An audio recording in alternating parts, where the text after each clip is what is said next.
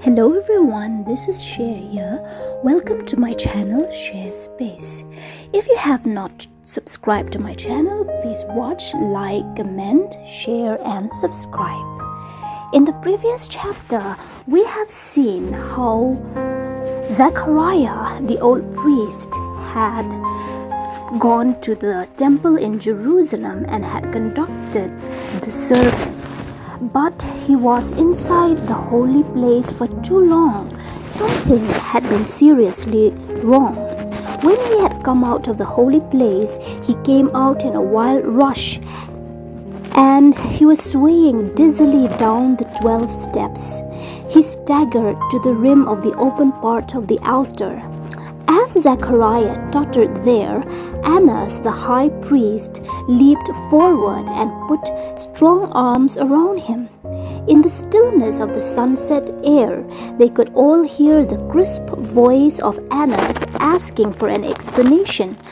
But Zechariah, cheeks pale, eyes glittering, hair mussed, could only stamp his right foot and wave his arms in frantic movements, pointing to his open mouth as if he had swallowed the mystery and therefore could make no sound.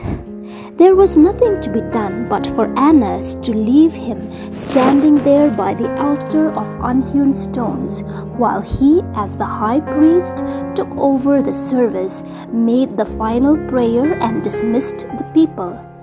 Then and then only could Elizabeth get out of the court of women and beat her way to the outer square where Jehoiakim held Zechariah waiting.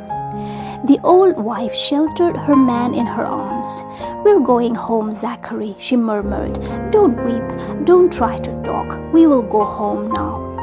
Not until they were back home in Ain Karim and the curious villagers had been shooed away, leaving the wary little family to themselves, did Zechariah divulge the facts.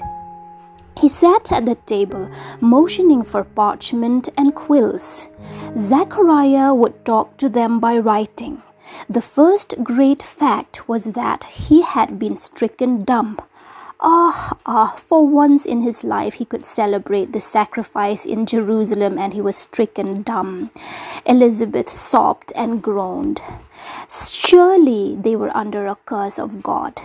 But Zechariah admonished her with uplifted finger. His glaring eyes seemed to remind her that this was not the first time in the history of the earth that a man had been stricken dumb. There were much more important matters. Cried Elizabeth. "My husband is right. My husband is always right. What has he to tell us?" Slowly, and forming the inky characters with great exactitude so that his meaning could not possibly be mistaken, Zechariah wrote on the parchment, "I have been listening to an angel."